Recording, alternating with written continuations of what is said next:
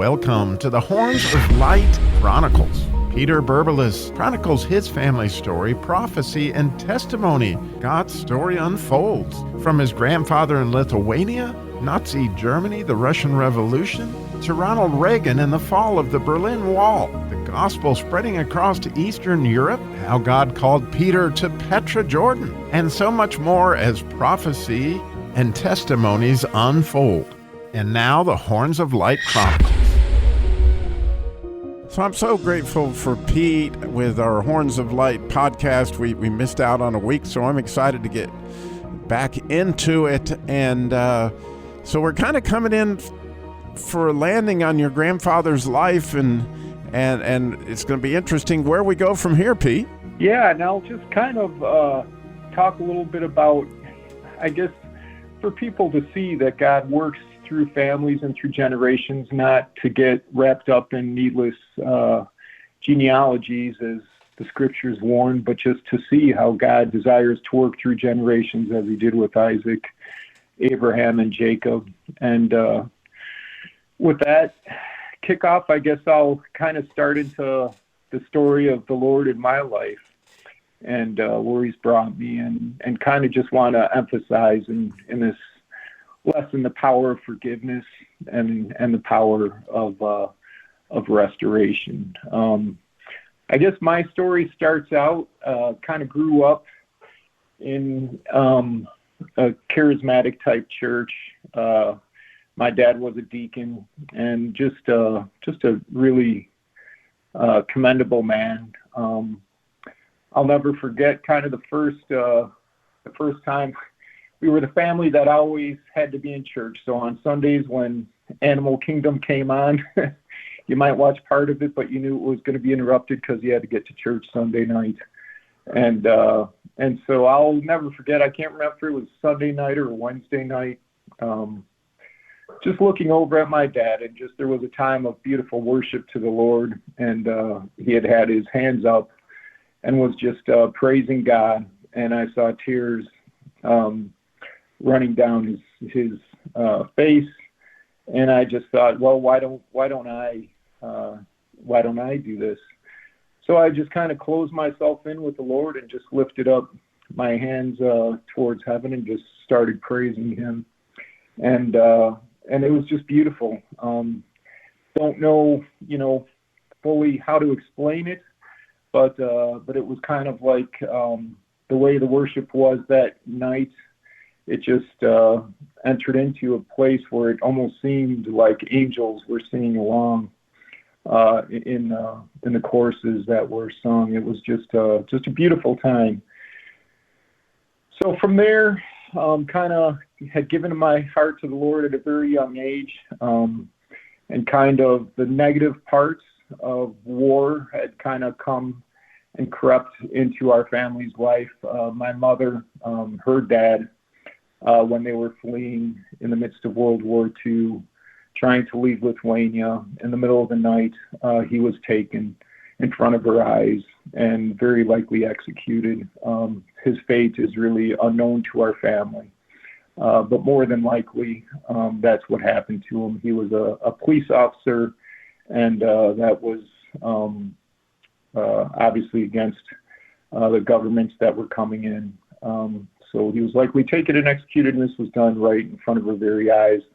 And then her mother had to navigate as a widow through the war with some relatives, and can only imagine some of the things that they had to endure. That stuff that didn't really know that much about. My grandmother really never talked much about those things.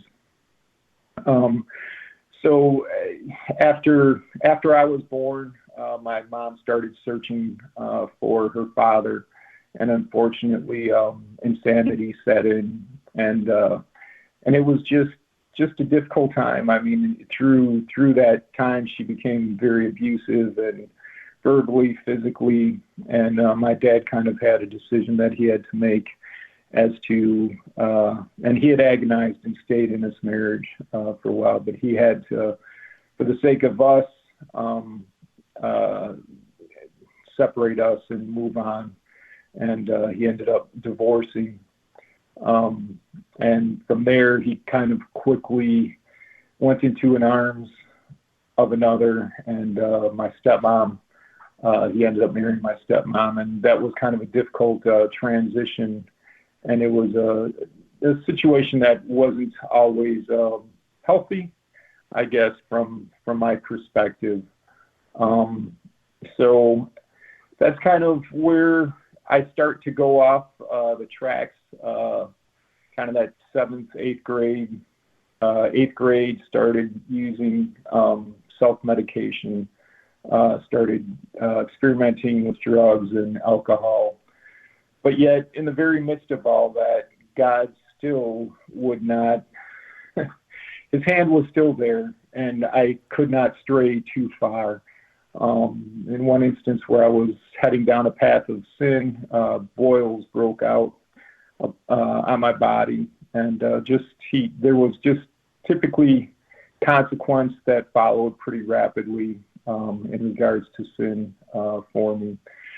So that kind of takes me through the high school years. And in that, there were times of going to a youth group. There was a great Bible church, Glen Ellen Bible Church at the time, got involved then. So it was living a life of sin, half in, half out, and kind of a life of compromise, really, up until my last year of college. And that's when the Lord really started to work. And for those that have children that are not following the Lord, I just encourage you to pray. My salvation didn't take place in a church or a evangelistic outreach. It took place in a bar in downtown Chicago. I'll never forget, at that time I was kind of living in, an animal type house, party house from that movie, which I don't recommend anybody seeing. And we had gone to a bar in downtown Chicago, and we used to call them death bars because everybody was dressed in black, and there was quote unquote art, but was really mass pornography that was all over the walls. And I just was sitting there with a friend, and the Holy Spirit just really hit me, and I just knew at that moment that I was going to hell. And I turned to him and I said, "We've got to get out of here. We're going to hell." And called a cab, and that evening fully surrendered to the Lord. And it's still, still just such a beautiful memory and a beautiful moment.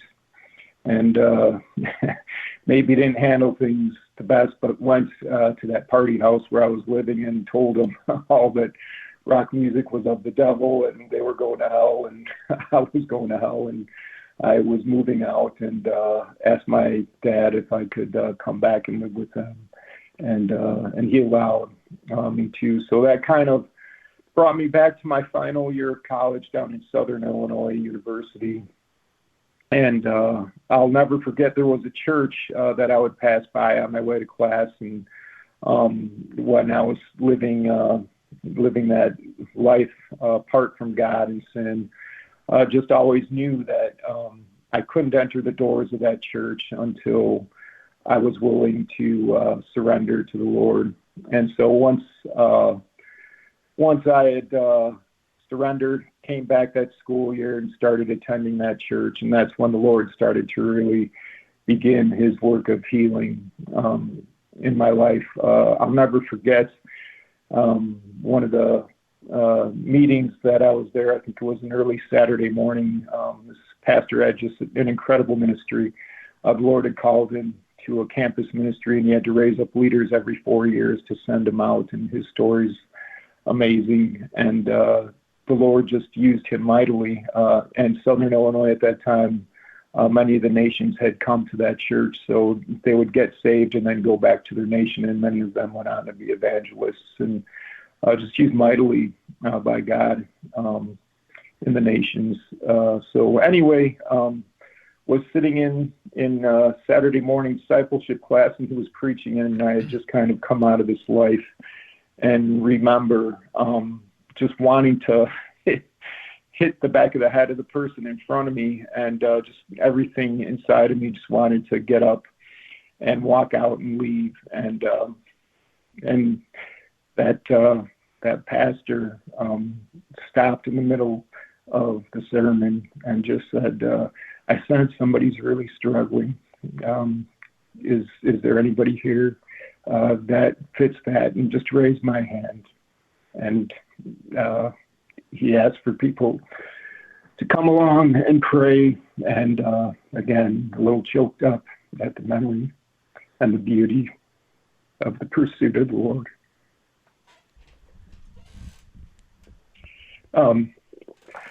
Sorry, having to get it together here a little bit, but he's so good and he's so faithful. So anyway, then there was a deep pain inside of me, and a lot of work had to be done as a result of the abuse that had taken place.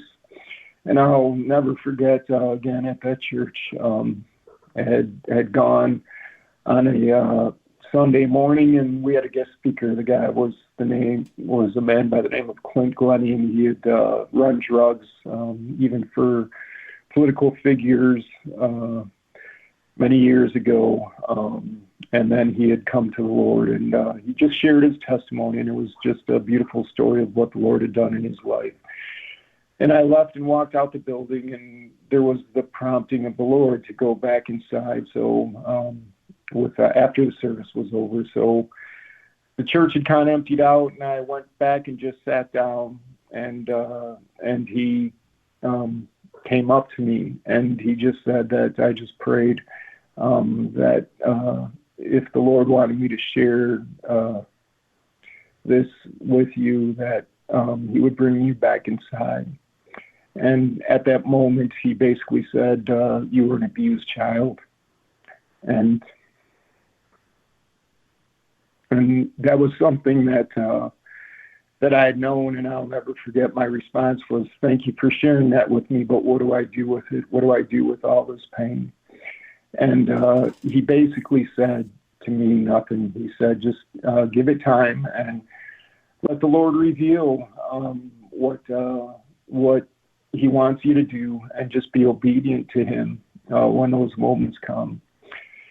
So some more time had gone on, and there was a special speaker again on Friday night, Chi Alpha at that church in college.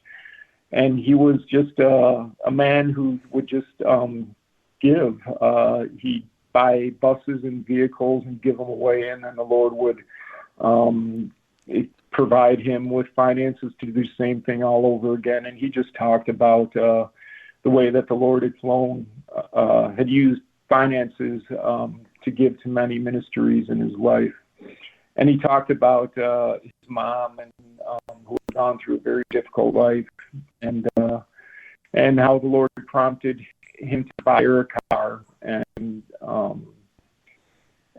so he did. And I'll never forget, there was just kind of a prompting of the Holy Spirit, and I just said, God, I can't afford to buy my mom a car. And he just prompted me and said, well, I want you to go and buy your mom some roses. So the next time I was back up north in Illinois, decided to go ahead and be obedient, just bought my mom a dozen roses and brought them to her, and just apologized for anything that I had done wrong in the relationship. And even in her insanity, she had moments of clarity, and you could just tell that had ministered to her, and she had thanked me. And I was just so thankful to the Lord. And I just remember walking back to my car, and the Lord just prompted again and said, now I want you to go and do the same for your stepmom. And that was difficult because for me, my mom was, there was a reason very clear as a result of her mental illness as to why she behaved the way she did. My stepmom had gone through a very difficult life in and out of foster care, and so, but was very lucid.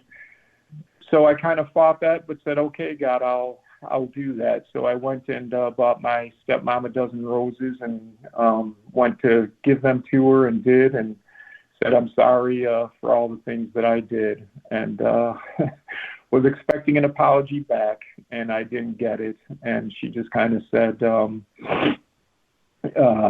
thank you, and you did do things, and so that's kind of where that conversation ended. And I left there kind of dumbfounded and asking God why. And the why was that the Lord still had a work of healing to do within my own life. And years later, she did pull me aside and she apologized for what she had done. And I'll never forget that there was nothing but sorrow, not sorrow, but just, sorrow, I guess would be the word for the situation. And there was no need for me anymore, even for her to forgive. I was just so I was ready and prepared to extend forgiveness, whereas if she had said that before, who knows what the response would have been. Might have been heaping condemnation on her. Lord only knows. But just the timing of the Lord. It's just such a beautiful thing. And from there, we could start to... Well, and from there, we're going to have to go to another episode. All right. But boy, you covered a lot of ground, very emotional stuff for a lot of folks, I'm sure, who can relate. Thank you so much for your transparency and all that, Pete. And again, I look forward to, where we go the next time on Horns of Light, because I know a little bit more of the story. So I think you're going to be excited on where all this is led, as it has in all our lives, right? God leads us on these amazing paths. Thank you so much, Pete. God bless. God bless you.